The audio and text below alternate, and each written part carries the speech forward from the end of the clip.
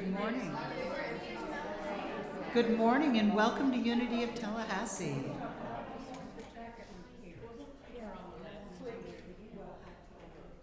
Let's call ourselves to worship by singing together More Love, More Power.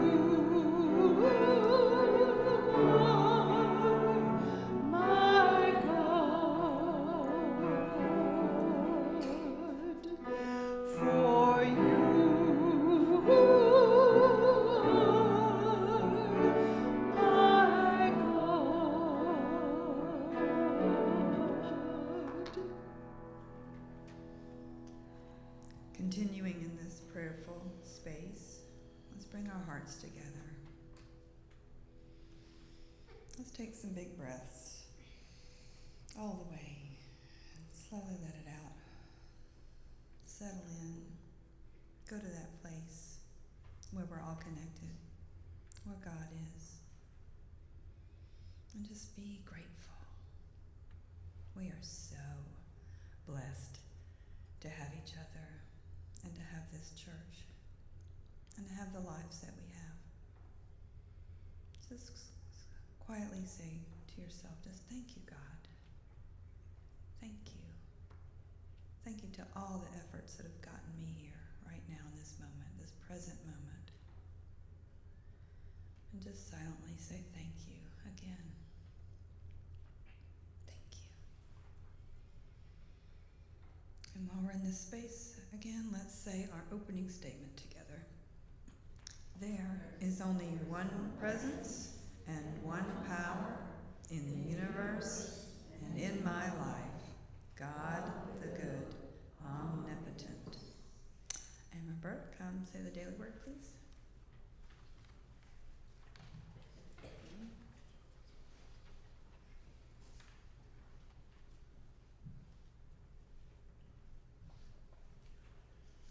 Good morning.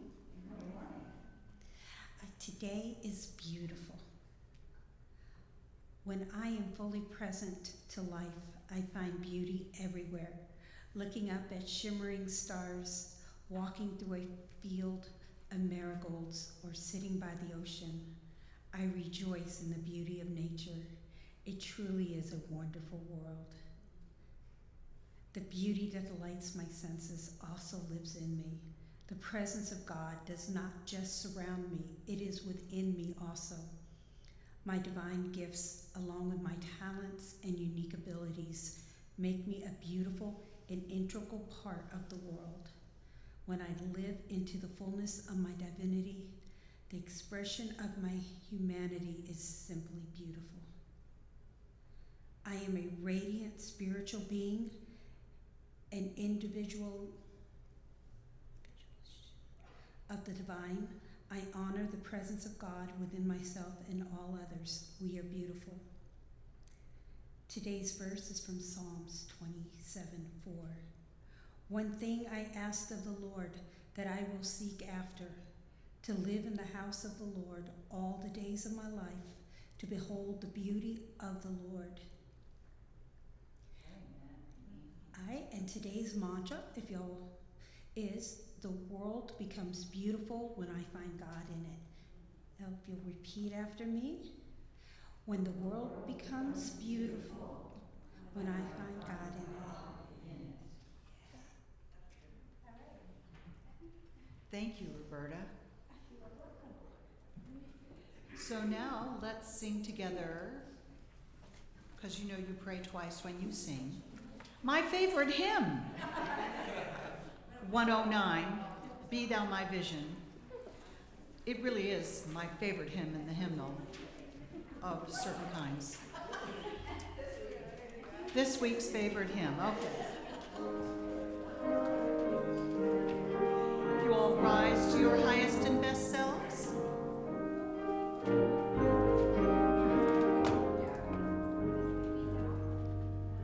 Be thou my vision, O Lord of my heart. Not be all else to me, save that thou art. Thou my best thought by day or by night, waking or sleeping, thy presence my light. Be thou my wisdom and thou my true word. I ever with thee and thou with me, Lord. Thou my great Father and I thy true Son. Thou in me dwelling and I with thee one. And now let's all greet one another in love and unity. We may have a visitor here today, and if we can find visitor packets.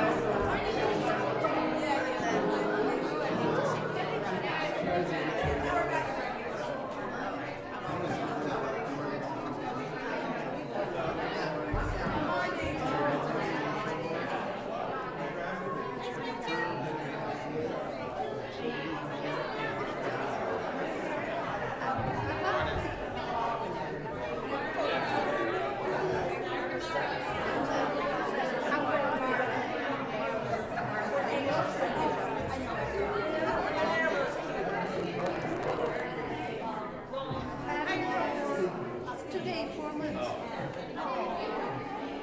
Hi, Alice. I'm good. No, excited.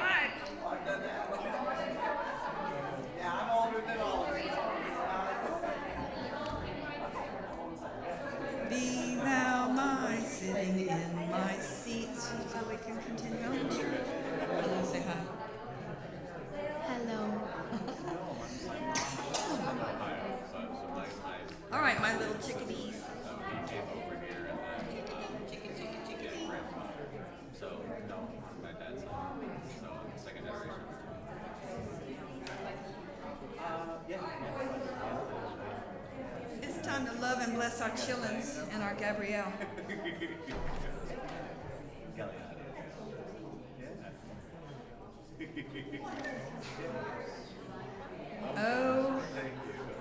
Okay.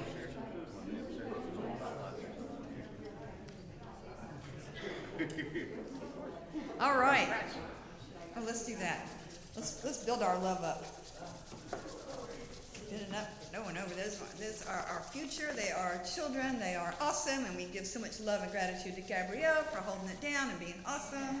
All you lovelies, and we love them so much. So we are going to say together, "You are loved, special, and important to us." Walk them in the light.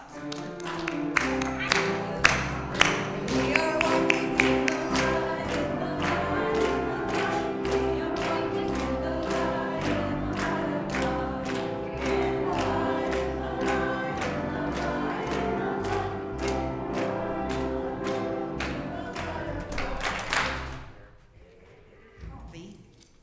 Goodness. Okay, it's time for a couple of announcements.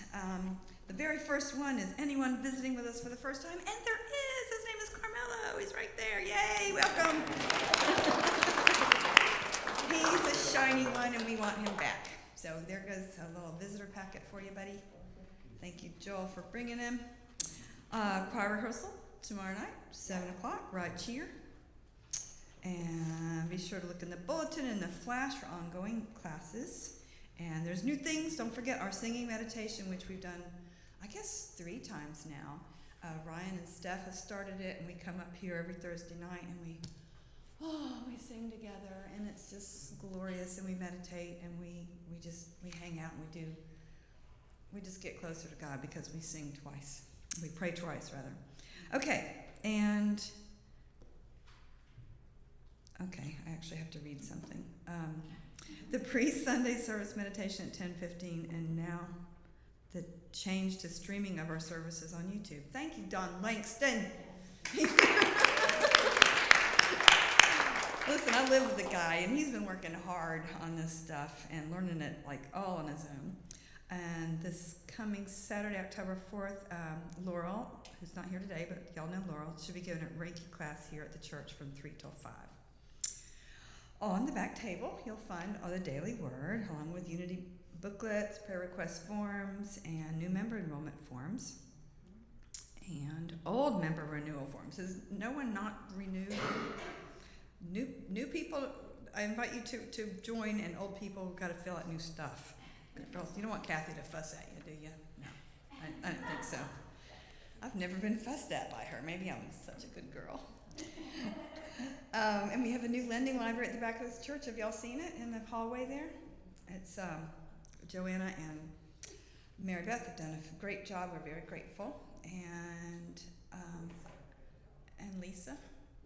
Linda, not Mary Beth. Mary Beth does tons of other things. But also in the hallway, there's my Jesus picture up there over the water fountain. Is that great or what? Jesus is the water of life, so it's right over the water fountain.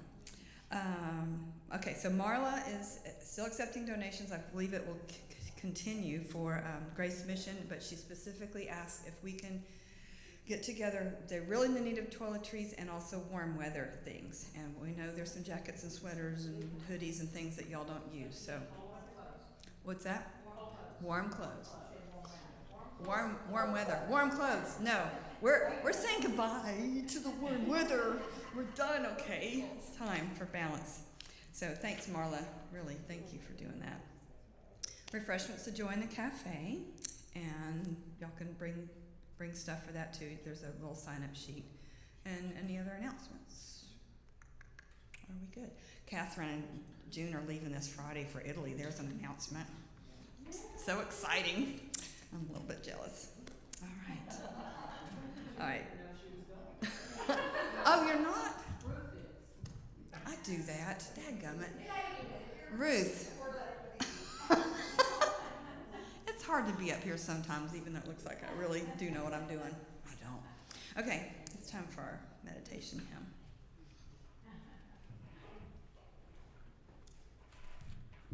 So my favorite meditation hymn today is hymn number 74, and it's just a perfect perfect hymn to bring us into that space of oneness with each other and with God. Hymn 74, In the Silence.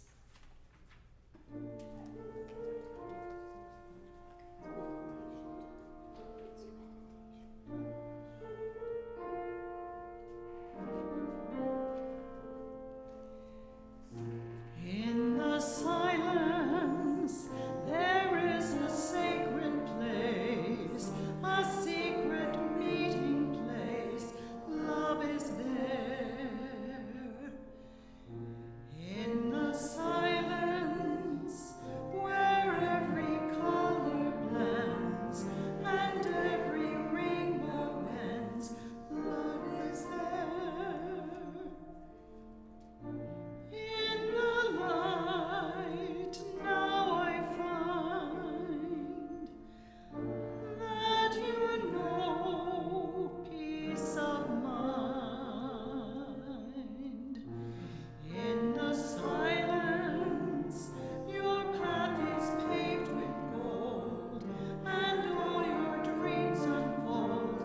Love is there. Peace is there.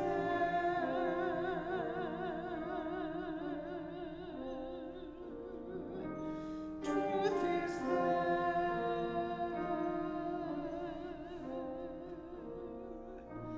God is there.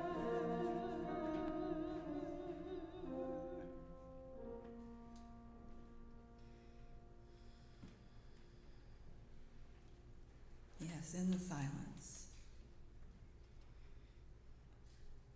In the silence, in the quiet, in the sacred place within our souls, there's a knowing. When we quiet the outside world,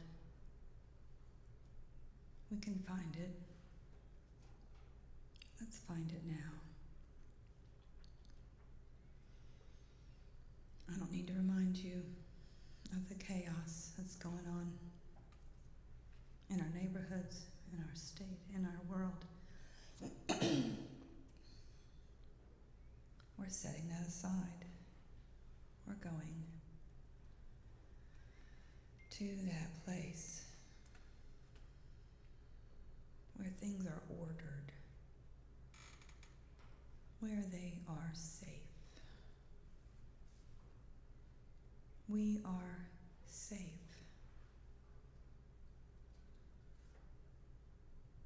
We call on that safe place, that knowing, that connection to the deepest part of us, the eternal part of us, is our connection to our Creator.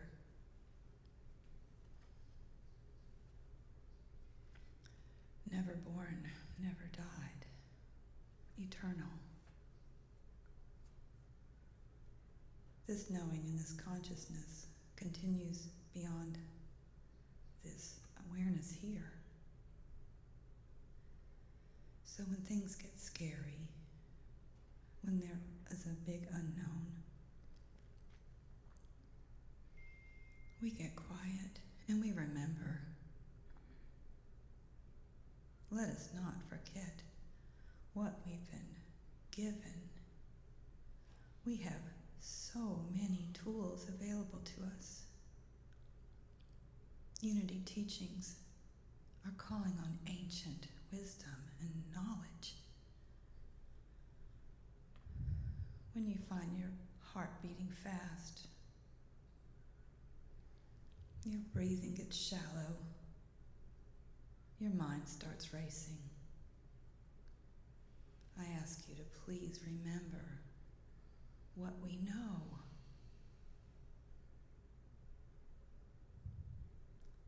So let's spend a minute with that, with going in and saying whatever the positive, affirming mantra for yourself is. I just like safe. I am safe. protected. I am deeply, deeply loved and cared for. Choose yours. Breathe it deeply into your being.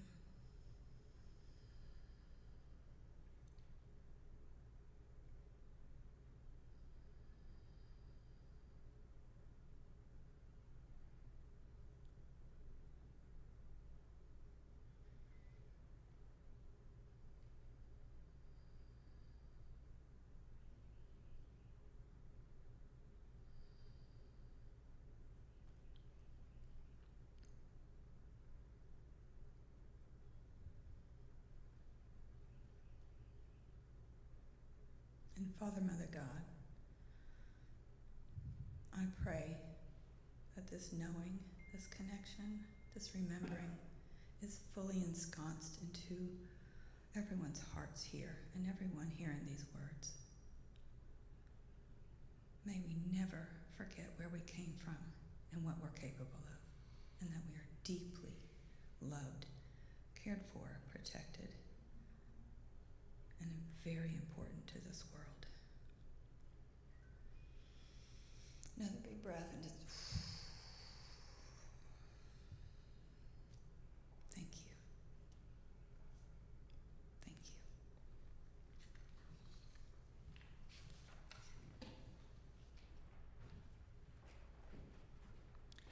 As I'm sure you know, we are smack dab in the middle of the Jewish High Holy Days. Last Thursday was Rosh Hashanah, New Year's, and next Thursday is Yom Kippur, the Day of Atonement. And I thought I would share with you today the Rosh Hashanah prayer, Avinu Malkeinu, Avinu Malkeinu. And I'm singing it in Hebrew, and I got my pronunciation from Barbara Streisand, so if you speak better Hebrew than I do, tell me after. But the prayer is, hear our prayer. We have sinned before thee. Have compassion upon us and upon our children. Help us to end pestilence, war, and famine. Cause all hate and oppression to vanish from the earth. Inscribe us for blessing in the book of life. Let the new year be a good year for us.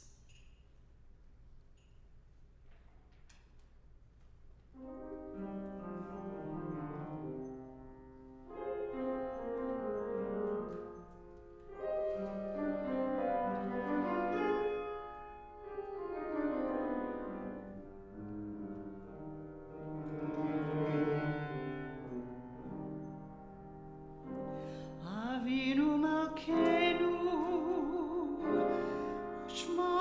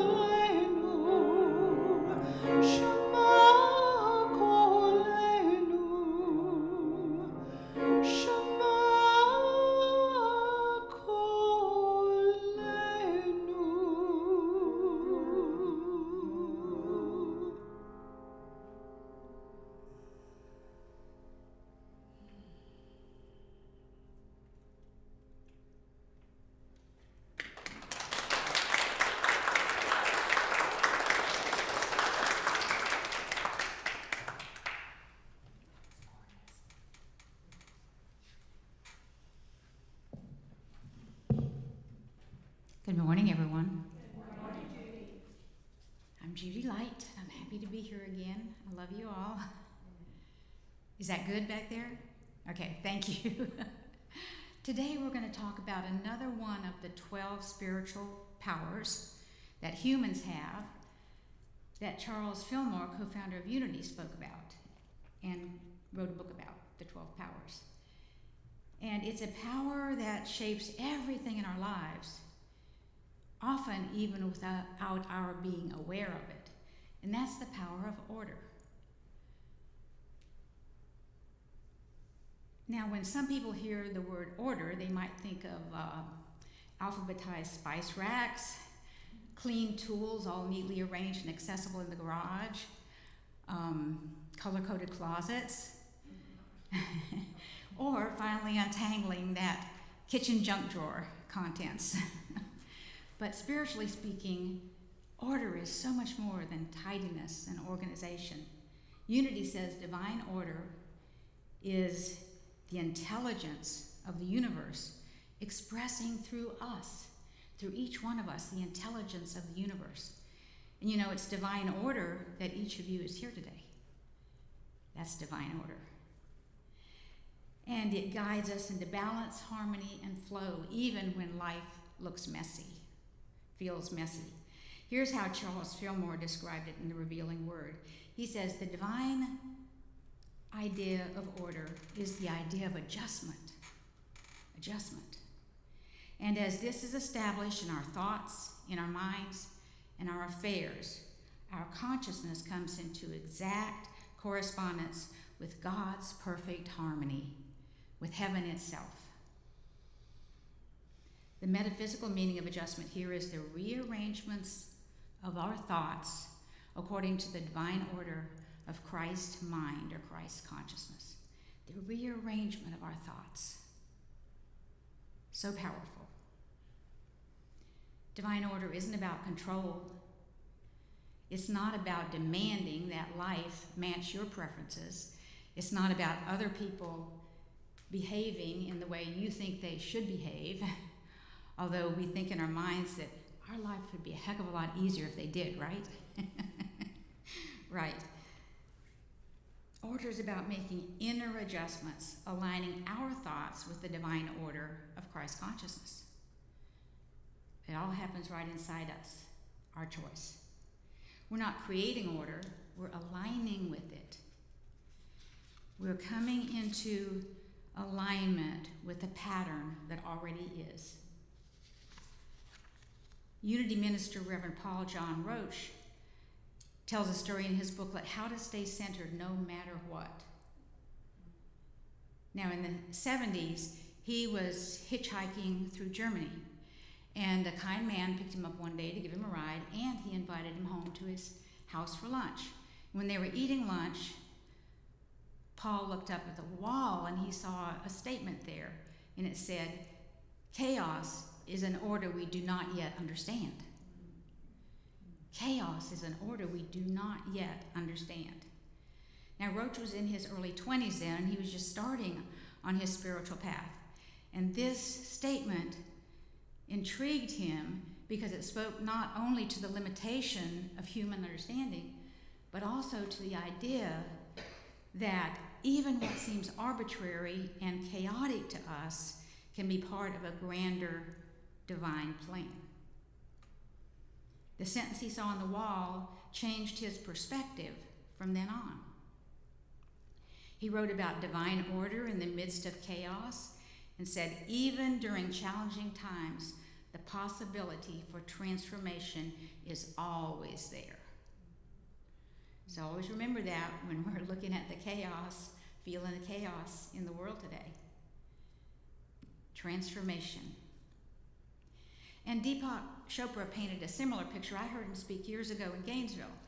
And he asked the audience to imagine that you're in Grand Central Station. And that was back in the time when only trains were going through there. But he said, imagine you're on a higher level and you're looking down and you see people running around everywhere. Kind of like bumper cars on caffeine. And from your perspective, it looks like total chaos, confusion. But if you step back and look at the bigger picture, Some people are going to Boston, some people are going to Philadelphia, some people are going to various other cities, and some people are coming back home to New York City. But they each have a destination, and they're each headed in that direction.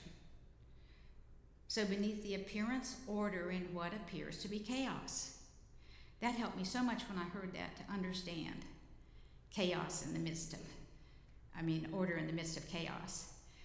But divine order is like that. Life sometimes up close looks real chaotic, but if you zoom out to look at the bigger picture, suddenly there becomes meaning and intelligence and flow. Now here's something fascinating. Nobel Prize winning physical chemist Ilya Prigogine discovered that chaos usually precedes transformation. Systems enter what scientists call far from equilibrium states, moments that look unstable, even messy, right before they reorganize into a higher, more elegant state. And the process of chaos preceding higher order change can be seen in a variety of contexts, and one of which is human psychology. Now, for example, major life transitions like a career change, or maybe a divorce, or a death, or a personal crisis can be seen as chaotic and confusing. However, this instability can be a precursor to a new, more meaningful state of life, as in breakdowns before breakthroughs. So if you're having a breakdown, keep your eyes and ears open for the breakthrough that's coming right after that. Now, this concept suggests that rather than resisting chaotic periods, like humans often do, right, that we embrace them and see them as opportunities for growth and reorganization that can lead to the emergence of a new, higher evolved state. Pretty exciting when you think about it. Judy and I were talking this morning, there you go, about how perfect this topic is for today, and that's divine order because it's the power for this month, September. And I've had several people mention to me when they heard this topic, they say, oh, that's so perfect for right now. It's another expression of divine order. And this shows up in our lives in many ways, like the job you lost that led you to your calling, that then brought you to a job that you love and get paid for. Or the heartbreak that cracked your heart open to a deeper love. Or the personal challenge that then turned your life around for the better. We've all had those, haven't we? It's a lot easier to see in hindsight. But when life feels messy or uncertain, it doesn't necessarily mean anything's wrong. So don't take it to meaning, what's wrong with me, or what's wrong with life. It could mean you're reorganizing into a higher version of you and your life. Imagine that. Divine order is always at work, even if we don't see the bigger picture at the time. And in practical spirituality, and unity is known as what? Practical Christianity, meaning it teaches you to put it all into practice. In practical spirituality, the light, the order, and the wisdom of the divine permeates everything. So in unity, we say, and feel free to speak it with me, there is only one presence and one power in the universe and in my life, God, the good, omnipotent. So this helps us to know that the presence of God is also in chaotic and turbulent times, because it's everywhere present. Trust it. Now, last month, I talked to you about the spiritual power of will, and I brought in Michael Singer's take on that. And so this month, I decided to see what Michael Singer had to say about divine order. And his teachings in that area primarily conveyed around his philosophy of surrender, which you can learn about in his book, The Surrender Experiment. He teaches that there is an intelligent, natural flow to life. There is a wisdom behind how all things unfold, and our spiritual path involves our learning to trust that wisdom, and then letting go of our personal will, our desires, and our resistance in order that we can align with this greater order. Letting go. Now, the core of Singer's surrender philosophy includes 5 concepts that I want to share with you this morning. And the first one is that the universe is permeated with a greater intelligence. His central idea is that life has been unfolding according to a billions of years old evolutionary process. And the intelligence behind this process is far greater than our human understanding. The spiritual journey is not about imposing your will on the process. Rather, it's about learning to trust and cooperate with the process. Trust and cooperate. Number 2, the ego can cause a problem. Guess we've experienced that too, right? For some reason, which is divine order, the ego wants to push against this natural flow, resist it. It creates an inner resistance by having fears, judgments, and demands about how everything should be. Those shoulds, you know? But this inner struggle, now hear this inner struggle is the source of daily stress and unhappiness. I'm going to say it one more time. This inner struggle, and that's resisting what life brings us, is responsible as one of the things that brings us unhappiness and struggle every day. Number 3, can't hold these 3 fingers up, please. Surrendering to the flow of life is the solution. So you got the solution here. Singer's surrender experiment was the conscious practice of letting go of inner resistance to what life brought, and he committed to saying yes to everything that came to him for an entire year, even when it seemed to oppose his wants and desires. He committed to that, and he found that doing this led to a more joyful, peaceful, and successful life than he could have ever imagined before that. 4th concept, observe without judgment. Be the inner witness of your own thoughts and emotions without judging them. And by your detaching from the inner monologue, you stop feeding the resistance and allow life's events to simply pass through you without experience suffering. Be an allower. And then the 5th concept, align with a higher purpose. Surrendering to this divine flow does not mean being passive. It doesn't mean sitting on the couch and doing nothing.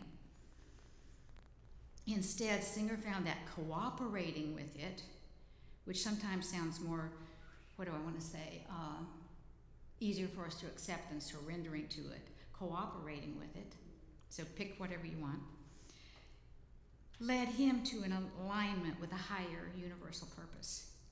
Now, when you let go of trying to control everything in your life, you can make decisions not from ego, but from a deeper sense of what is right for you in each situation that comes into your life.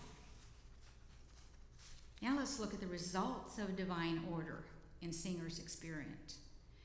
He discovered all that I just shared with you through his surrender experience, that's saying yes to life, and trusting the flow of life led him to 3 major accomplishments.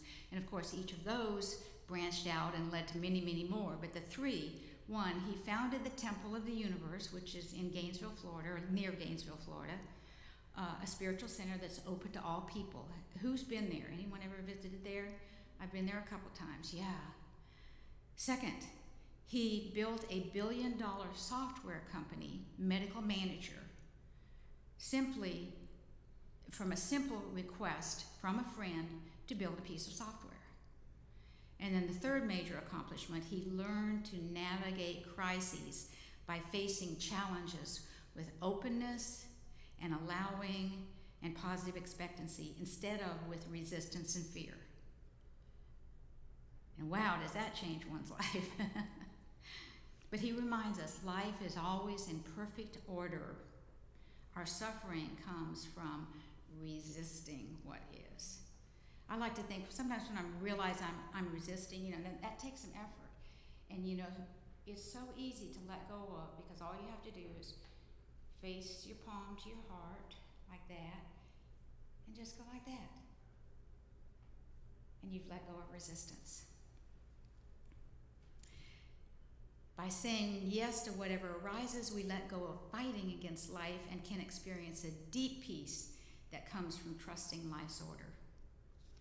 Now let's look at what Unity Minister Winifred Wilkinson Hausman wrote in her book, Your God-Given Potential. She's no longer in body, she's in spirit. But she asked the question, why is it that humankind, the highest form of life, struggles so much with harmony and balance, right relationships, and orderly growth, while the animals, the plants, and the birds live just as they are intended to live? Animals, plants, and even the stars, she says, operate on built-in intelligence. Humans run into problems getting along with each other, adjusting to the environment, and finding fulfilling ways to live their lives. We humans can be silly sometimes, can't we? Until we remember who we truly are. It's generally believed, and I say generally believed because I'm not sure that this is absolutely true. In fact, I don't think it is, but it's generally believed that humans alone can think consciously, make decisions, and determine the direction of their lives. All other forms follow instinct. And humans are given the freedom to choose their thoughts, which then creates their reality. That freedom of choice. Choice is a blessing, although sometimes it can pull us out of alignment if we let ego run the show. That's why it's so important to awaken to our spiritual power and understand it, spiritual power of order and understand it, because it helps bring our thoughts, our words, our emotions, and our actions all in alignment with our higher good. But here's where a lot of us get tripped up, including me sometimes. We try to fix things in our life by rearranging stuff outside us, right? Or, even more exhausting, is we try to rearrange other people and the way they behave. If you've tried that, I say good luck with that. It is exhausting. For example, someone might say to their significant other, if you'd only do what you said you'd do, then I'd be happy. Or if you just stop trying to manage my life, I'd be okay. Any of that sound familiar? Yeah. But divine order doesn't start out here. It starts right in here with our consciousness. And we have the choice to change our thoughts and change our mind and change our feelings. The Bible says, as within, so without. Our outer experience reflects our inner states, and what's our inner states? Our thoughts and our feelings, both of which, again, we have control over. Wow. When we shift our thoughts and our feelings, then the outer reality eventually reflects that shift. When we tune our thoughts into clarity, harmony, and possibility, then the static starts clearing up. Everything becomes clearer. But here's the real test. Can you choose to believe in and trust divine order when all the world around you shows anything but order, right? Sometimes I catch myself judging negatively based on appearances, other people, or situations. And it might be triggered by watching the news or by scrolling on social media or by being around people who have a habit of focusing on and complaining about what they see as wrong in their lives and in the world. Now, when I catch myself judging in that way, on appearances, then it's time for me to remind myself all is in divine order and everything happens for a reason. Everything happens for a reason. And sometimes I have to remind myself of that several times before a day is done. But that's all right. I'm practicing till it becomes natural to be an awesome allower. And things shift when we choose to trust life and what it brings us. Something that happens is we begin noticing silver linings and blessings and benefits where we used to see only problems. And we replace negative what ifs with positive what if possibility thinking. That's a fun game to play. And we experience more and more serendipity and synchronicity, and then we discover, hey, that's fun. Guess what happened to me today? So good. And we feel lighter, clearer, more at peace. Those are the results of divine order expressing through us. And affirmative prayer, which Unity uses, to me is one of the most powerful ways to align ourselves with divine order. But here's the thing.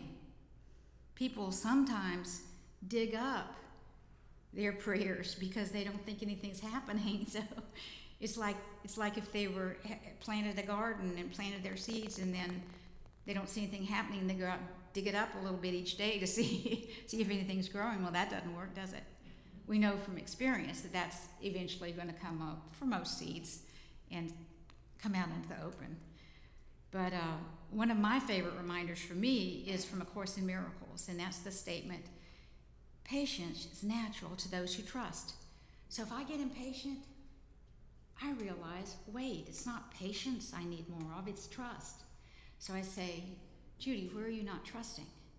And then pause and take a deep breath and choose to let go of impatience and doubt and choose to trust and allow and let God handle the how.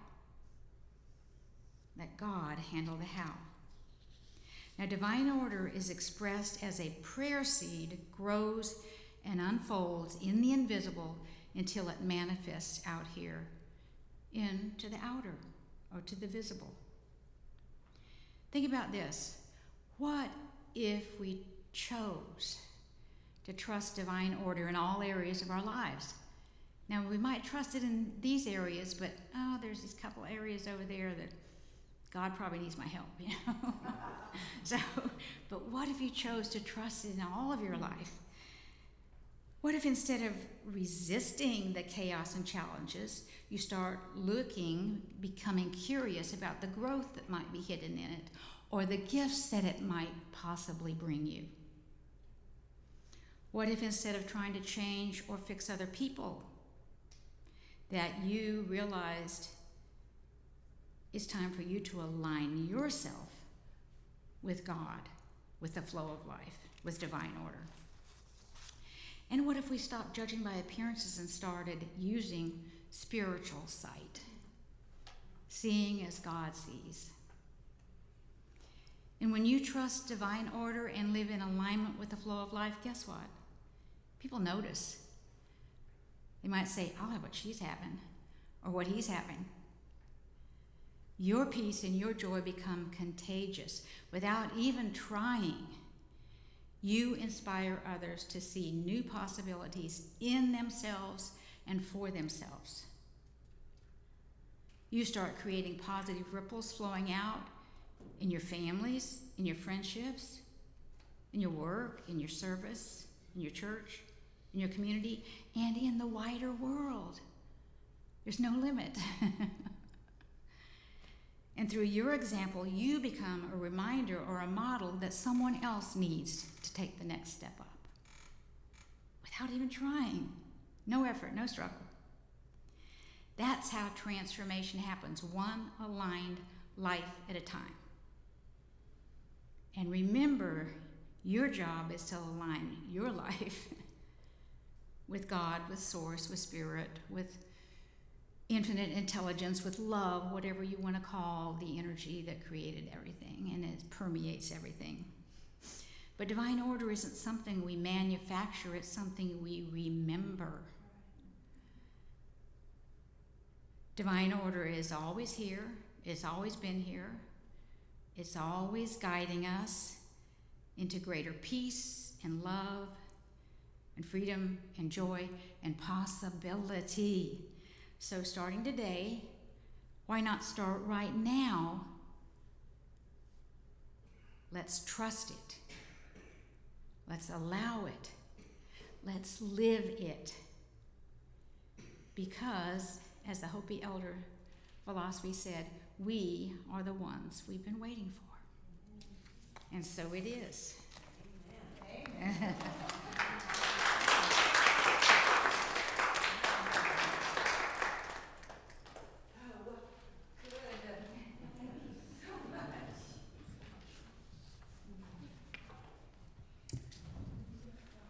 Wow, Judy. Yeah. All right, it's that time in our service where we get to give back to our sanctuary, our church, our movement. Hold the microphone up. Oh, got You're a tall person. short people. It's a time in our service for us to give back to our church. Let's take, even if you've given in another way, just pretend that your offering is in your left hand, covered with your right hand, and let's say our offering statement together. Divine love, flowing through me, blesses and multiplies all I am, all I have, all I give, and all I receive. Thank you, God. And for our offering hymn, sitting down so we can more easily reach into our pockets, let's sing hymn number 214, Brethren in Peace Together. This is a Jewish folk song going along with the theme, and it's a round.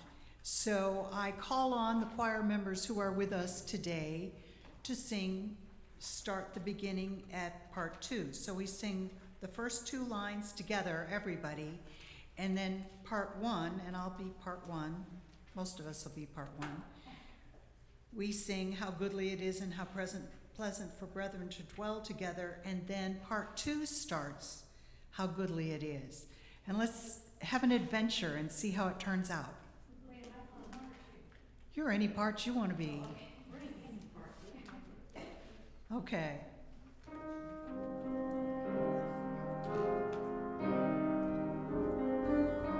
All together. How goodly it is and how pleasant for brethren to dwell together. How goodly it is and how pleasant for brethren to dwell together. Now part 2 starts. Goodly, pleasant, brethren in peace together. Good is and how pleasant for brethren in peace together. How goodly it is and how pleasant for brethren to dwell together. How goodly it is and how pleasant for brethren to dwell together. Live pleasant, brethren in peace together. Goodly, pleasant for brethren to dwell together. Wasn't that a fun adventure? Takes you back to being in school. And it's a good affirmation. Dwell in peace together. Yes, thank you for all that. And thank you, gifts, givers, the spirit of giving, and all the love that has gone into this church and continues to. Can I get an amen? Amen. Let's gather in a circle and do our peace song and